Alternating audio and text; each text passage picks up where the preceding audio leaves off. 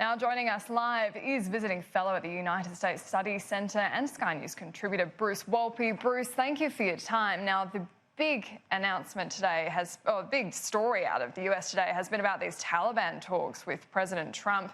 Before we start, if we could just play this grab about President Trump speaking about where these talks are at with these Taliban leaders. It certainly didn't leave anything to any kind of speculation. They're dead. They're dead. As far as I'm concerned, they're dead. They thought that they had to kill people in order to put themselves in a little better negotiating position. When they did that, they killed 12 people. One happened to be a great American soldier, a wonderful young man from Puerto Rico, families from Puerto Rico. And you can't do that. You can't do that with me. So they're dead as far as I'm concerned. So, Bruce, it would have been absolutely extraordinary if it had happened. How damaging do you think this latest development is, though? Good morning, Annalise, and that's exactly right. But I don't think it's damaging that that a meeting at Camp David was called off. I think it would have been damaging if the meeting at Camp David had occurred.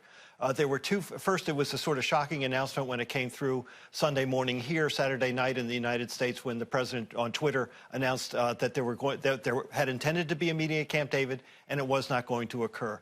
There were two flaws in the approach that was being used. First, there was no face-to-face discussions between the Taliban and the Afghan government. And second, there was no ceasefire as the so-called peace talks were.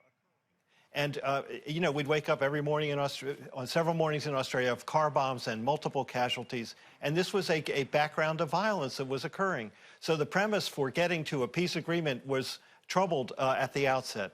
So Trump used the latest atrocity in Kabul to announce a suspension of the talks, and that's where they are right now. But a lot of people in Washington were very troubled that Camp David, which has been called a crown jewel of presidential properties and assets in the United States, would have been used for a meeting of the Taliban 3 days before the 18th anniversary of 9/11. So the whole thing wasn't sitting well, and President Trump has exited this negotiation. And Bruce, the president was speaking on his way to North Carolina. Interesting choice of destination. Why is he there? Oh, there's a very important thing going on in North Carolina, Annalise. There's a little bit of inside baseball. The president is addressing a rally at this hour in North Carolina, and the vice president is at another place in North Carolina. And the reason is that there is a by-election in one congressional district in North Carolina.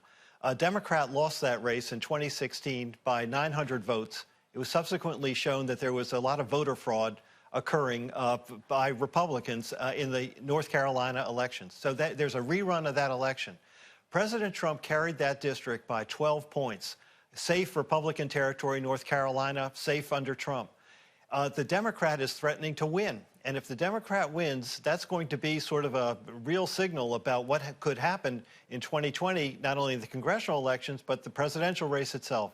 So it's just one seat out of 435, a by-election in North Carolina, but it's freighted with a lot of political significance.